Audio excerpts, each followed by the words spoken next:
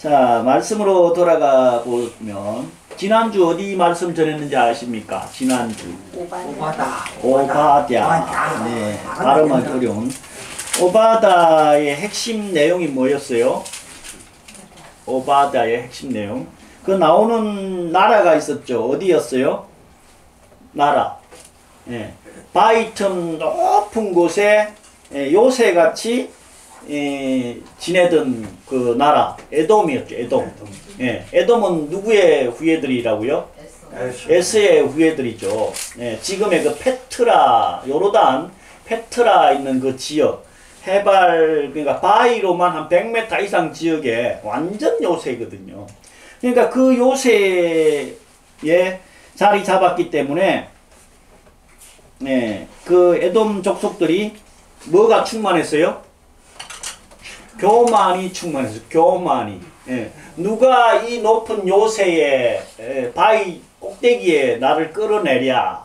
그러면서 교만과 오만이 충만했는데 세상 사람은 끌어내리지 못할지 몰라도 하나님께서는 아무리 높은 데 있어도 아무리 낮은 데 있어도 다 끄집어 내리시고 올려내리시고 하나님 앞에 숨길 수 있는 것은 아무것도 없다.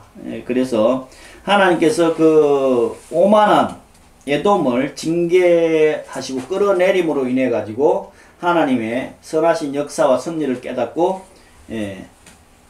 겸손과 겸손한 마음, 낮은 마음으로 살아가는 것이 가장 복된 삶이다 하는 말씀을 전했습니다. 오늘은 오바댜스 다음에 어디라고요? 요나서를 뭐의 줄임말이라고 하는지 아십니까? 뭐의 줄임말? 요나인데 어떤 목사님이 그러더라고요. 요놈의 나. 요놈의 나를 줄여서 요나래요. 왜냐? 이 요나 선지자를 보면 100% 내 모습이 발견되거든요. 100%. 똑같아. 어쩜 그렇게 나하고 똑같을까 하는 생각을 할 수가 있는 사람인데, 원래 요나의 뜻은 뭐냐면요, 그냥 비둘기래요. 비둘기라는 뜻인데, 소선지서 5번째로 요나서를 보게 되는데, 요나 선지자가 활동했던 시기가 언제냐 하면은요, 열왕기하 14장 25절에 보면 그 요나 선지자가 활동했던 시기가 나오는데, 여로보암 2세 때 활동을 했습니다. 여로보암 2세 하면은 생각나는 북이스라엘의 선지자 누구였어요? 호세아 선지자였죠. 호세아 선지자. BC 793년부터 753년까지 약 40년간 즉위했던 그 여로보암 2세 때 활동했던 왕이었는데, 이 요나 선지자가 활동하던 이 시기에 아수르 제국이 그동안에 한 100년 가까이 북이스라엘, 남유다 엄청 괴롭혔어요. 그 상황에서 하나님께서 1장 1절에 아미떼의 아들 요나를 부릅니다. 그렇게 해서 너는 큰 성읍 니느웨로 가서 복음을 전해라. 그 악독이 하나님께 상달이 됐다. 얼마나 악했으면 그 악독이 하나님에게도 다 전달되고 상달이 됐다. 이 아시리아라고도 하는데, 아수르 제국이 영토 확장하고 주변국들을 점령해 갈 때에 그 썼던 방법이 뭐냐면요, 공포정치래요. 공포정치. 지금 우리 북쪽에서 공포정치 하고 있잖아요. 한 명 10원 케이스로 해가지고 누구 죽겠어요? 공호부 장성택이 아주 그냥 끌어내가지고 뭘로 죽였대요? 기관총인가 뭔가 고사포. 니들 나한테 잘못하면 이렇게 죽어. 이 아수르 제국이 주변국의 포로들을 잡으면은요, 아주 잔인하게 처참하게 죽였다는 거예요. 그러니 주변 나라들이 그 나라에 속국이 되고 지게 되면 아주 엄청난 고통을 당하니까 미리 그냥 순순히 항복하는 그런 케이스로 만들려고 이 공포정치, 잔인한 이 아수르 제국의 악독이 하나님께 상달됐다라는 거예요. 그 상황에서 하나님께서 너는 그 큰 성읍 니느웨로 가서 복음을 전하려고 하니까 3절에 그러나 요나는 하나님의 낯을 피해서 다시스로 가버렸다. 가려고 요빠, 지금의 그 텔 아비브 항구라고 하는데 요빠로 내려가서 다시스로 향하는 배를 탔다는 거예요. 다시스는 또 어디냐면요, 스페인 저 끝, 땅 끝이라고 생각했던, 지구의 끝이라고 생각했던 그 다시스, 스페인 끝이거든요. 저도 한번 가봤어요. 거기 가면 그 팻말이 그 땅끝, 지구의 뭐 끝이라는 그런 의미로 해가지고 팻말이 크게 그 돌기둥을 해가지고 세워져 있더라고. 저쪽 저기 아프리카 방향으로 해가지고 그 대륙으로는 끝이기 때문에 이 당시에 사람들은 다시스 그 땅이 사람이 갈 수 있는 마지막 땅 끝이라고 생각한 거예요. 결국 이 요나가 그쪽 방향으로 간 이유는 뭐냐면은 그쪽으로 가면 하나님께서는 절대로 나를 찾아내지 못할 거야. 그래서 그 다시스로 가는 배를 탔다는 거예요. 하나님께서 영향을 안 미치는 무소부재하신 분이 다시스든 니느웨든 북한이든 한국이든 이곳이든 안 계신 곳이 계시겠습니까? 근데 이 요나가 니느웨로 가기 싫었던 이유가 있어요. 왜 안 가려고 했을까요? 자기 민족을 너무너무 괴롭혔거든, 그동안에. 그 나라에 가서 복음을 전하라고 하면 우리나라하고 일본하고 비교해보면 너무 쉽게 이해할 수 있어요. 일본이 우리나라를 식민지로 만들기 전에도 뭐 임진왜란부터 시작해갖고 수백 년 동안 얼마나 많이 괴롭혀왔어요. 그 상황에서 하나님께서 저한테 불러갖고 너 일본 가서 선교해. 이러면 저도 아마 요나 같지 않았을까. 이 선교사님 뭐 아프리카 동남아 많이 가는데 저는 진짜 존경스러운 선교사님들이 일본 가서 선교하는 분들 진짜로 존경스러워요. 거기는 전도하기도 정말 어려운 장소예요. 거기다가 우리나라를 수백 년간 괴롭혀왔던 그 나라에 가서 복음 전하라고 하면 저라도 안 갈 것 같아. 저라도. 이 요나가 그래서 그 니느웨가 너무너무 싫고 미웠던 거예요. 그러니까 거기는 내가 절대로 그 나라가 구원받으면 안 된다는 거예요. 나중에 다음 주에 3장 4장 보겠지만 그 나라가 어떻게 망하나 그거 보려고 앉아있던 요나였거든요. 그래서 자기 생각대로 다시스로 가는 배를 타고 갑니다. 그러니까 어떻게 됐어요? 태풍, 엄청난 큰 바람이 일어나가지고 배가 깨질 정도로 풍랑이 상황이 펼쳐집니다. 그러니까 배 사람들 어떻게 해요? 갖고 있던 진도 다 버리고 어떻게 하면 배를 가볍게 해가지고 자기가 믿고 있는 신들 막 불러대면서 이 태풍이 잠잠해지기를 기도하고 노력하고 있었는데 요나는 뭐 하고 있었대요? 배 제일 밑층에 갖고 천하태평으로 잠자고 있었어요. 그러니까 사람들이 찾다 보니까 뭔가 이 문제가 있는 사람이 있다. 그래서 제비를 뽑아보자. 그러면 누구 잘못 때문인지를 알 수 있다라고 생각한 거예요. 제비 뽑으니까 당연히 요나가 뽑혔죠. 그래서 네가 어느 나라 사람이고 무슨 연고로 이런 일이 있었냐 하니까 불순종한 거 다 이야기합니다. 그래서 어떻게 해야 되냐? 어떻게 해야 바다가 잠잠해지냐? 나를 바다에 던지라는 거예요. 자기 잘못은 또 대부분 알아. 예.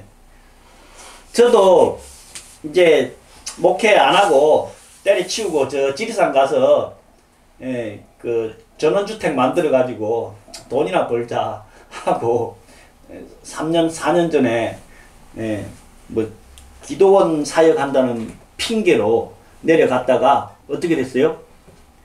쌍코피 터져가 볼랐잖아요. 예, 쌍코피 터져가지고. 예. 그만하기 다행이죠. 네, 맞아요. 예. 그러니 사람은 속일 수 있어도 하나님은 속일 수 없다니까. 예. 그래서 네가 뭔 잘못을 했냐 하는 거를 물으니까 예, 내가 니느웨 가서 복음 전해라고 했는데 지금 다시스 가는 배 탔다. 그 나를 바다에 던져서 죽여버리라 이 얘기예요. 예. 내가 죽어야 잠잠해질 거다. 그러니까 이 사람들은 이 죄를 나한테 돌리지 말라고 기도하잖아요. 왜? 살인이 되잖아. 바다에 던지면 살인이 되니까 이 죄를 우리에게 돌리지 말라고 기도하고 던져버립니다. 그러니까 17절에 보면 큰 물고기가 삼켰다. 예. 이 당시 고래라는 용어는 훨씬 그 이후에 사용됐다고 하는데 큰 물고기. 이 때문에 아니 사람이 어떻게 고래 뱃속에서 3일을 살 수 있어? 이 내용 때문에 이 요나스는 진짜가 아니고 그냥 우하고 이야기다. 지어낸 얘기다. 이렇게 생각하는 사람들이 많다는 거예요. 근데 고래 중에요. 제일 큰 고래가 뭔 고래인지 아십니까? 밍크 고래?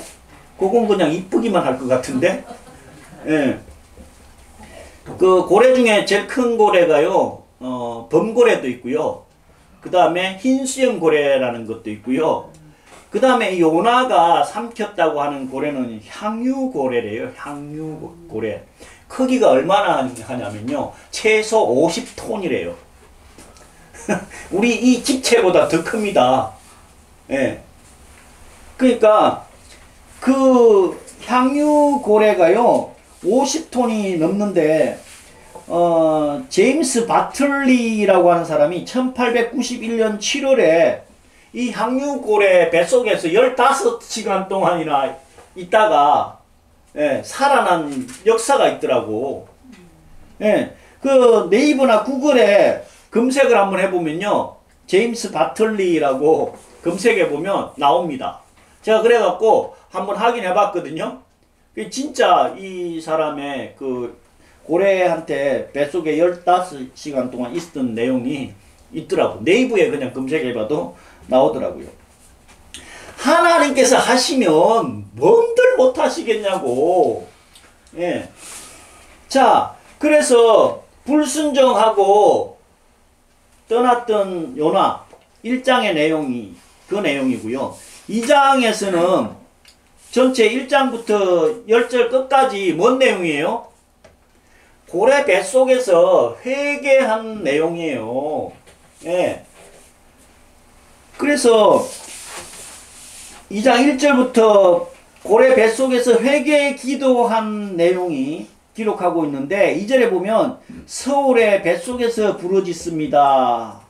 주께서 들으셨습니다. 서울을 다른 말로 뭐예요? 음부라고도 하고요. 지옥이라고도 하거든요. 고래 뱃속에 들어갔는데 거기가 지옥 같지 않겠어요? 예. 거기 그 고래 뱃속에서 있었던 사람의 감정 들어보면요. 그게 진짜 지옥 같다. 그 고통. 예. 얼마나 고통스럽겠어요. 예. 한번 들어가고 싶은 분. 홍 집사님 한번 다녀오실래요? 예? 가볼게요. 예. 그러니까 그게 지옥 같다. 예.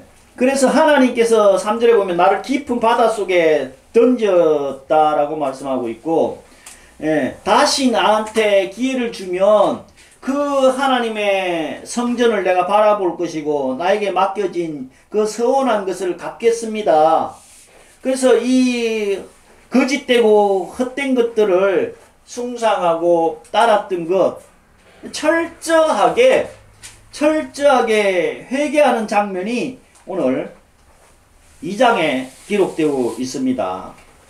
그래서 완전히 회개했을 때에 10절에 하나님께서 그 물고기를 명하심에 요나를 육지에 토했다라고 말씀하고 있어요. 이 내용을 신약의 내용과 뭘 같이 연결을 한번 시켜보면 좋을까 계속 묵상하다가 오늘 히브리서, 제가 아침 예배 드릴 때 지금 히브리서를 묵상하고 있는데, 히브리서를 보면서 이 오타였는데 1장이 아니고 12장에, 11장은 믿음장이거든요. 그 믿음장 이후에 기록하고 있는 말씀인데 1절에 보면 허다한 증인이 구름 같은 죄에서 벗어났다. 허다한 증인들, 믿음의 증인들을 말씀하고 있죠. 2절이 핵심 구절입니다. 믿음의 주요 온전케 하시는 분을 바라보자. 그분이 예수 그리스도라는 거예요. 그 예수 그리스도께서 십자가의 부끄러움을 개의치 아니하시고 십자가를 지셨고 지금은 하나님 우편에 앉아 계신다. 예수님께서 그 십자가 지신 그 상황을 통해 가지고 우리를 얼마나 사랑하시는지를 설명하고 있거든요. 그래서 죄인들을 참으신 예수 그리스도를 생각하면 우리를 낙심치 않게 하기 위해서, 예수님께서도 이런 고난을 당했고 이런 슬픔을 당했고 이런 모욕과 수치를 당했다. 왜 그랬느냐를 말씀하고 있는 거예요. 그러면서 아들에 대한 설명을 하고 있어요. 6절에 보면 하나님께서 사랑하는 자는 그 아들을 징계하고 채찍질한다는 거예요. 그래서 하나님께서 참 아들한테는 아들로 대우해 주시고 하나님께서 원하시는 길로 인도해 간다. 그래서 8절에 징계하지 않는 아들은 사생자고 징계하는 아들이 참 아들이라는 거예요. 옆집 아들 좀 잘못한다고 뭐 회초리 들고 때립니까? 때렸다면 큰일 나죠. 솔직히 관심도 없잖아. 아이고 이쁘다 이 정도만 하지. 엘리베이터에서 만나도 아이고 이쁘다 잘 지내니 이 정도만 하지 별로 관심이 없어. 잘못하더라도 그냥 내버려둬요. 왜? 내 새끼 아니니까. 내 새끼가 잘못하면 어떻게 될까요? 징계해야죠. 회초리 들어야죠. 최소한 잔소리라도 해야죠.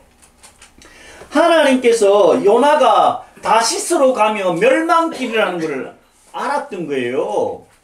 그래서 풍랑을 일으키셨고 바다에 던져가지고 고래 뱃속에서 3일 동안 지내면서 철저하게 내가 왜 이 고통이 왔는지를 회개할 수 있는 기회를 주신 거예요.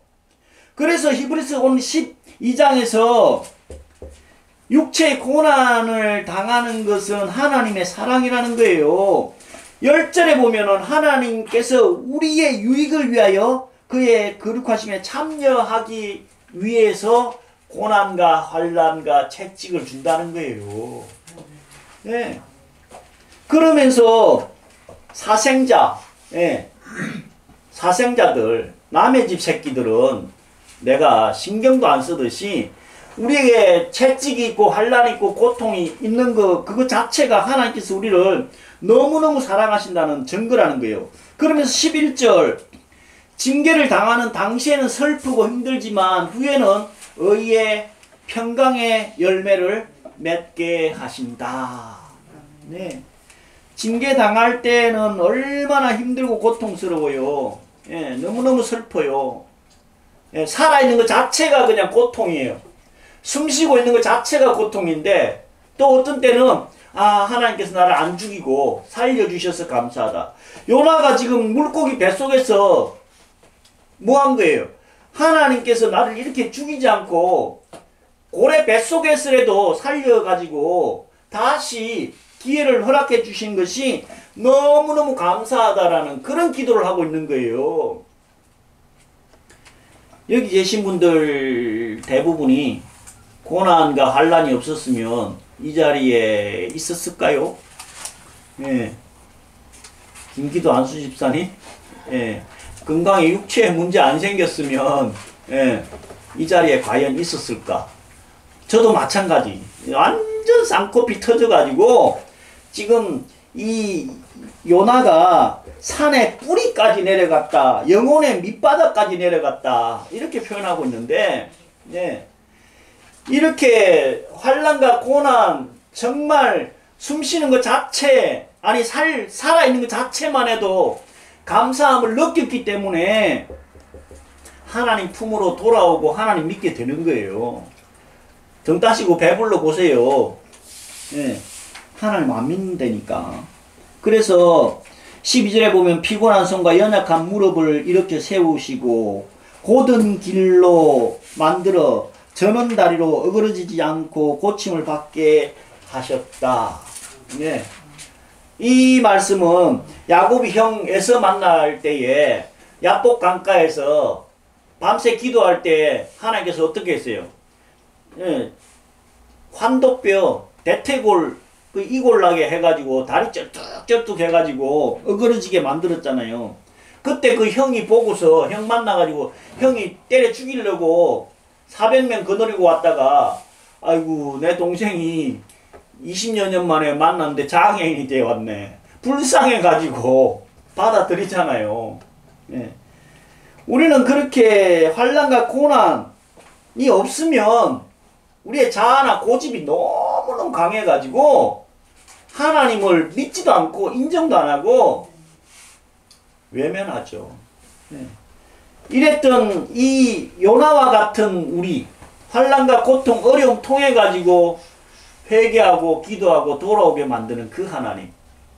네. 그래서 시편 기자도 고난 당하는 것이 내게 유익이다. 예.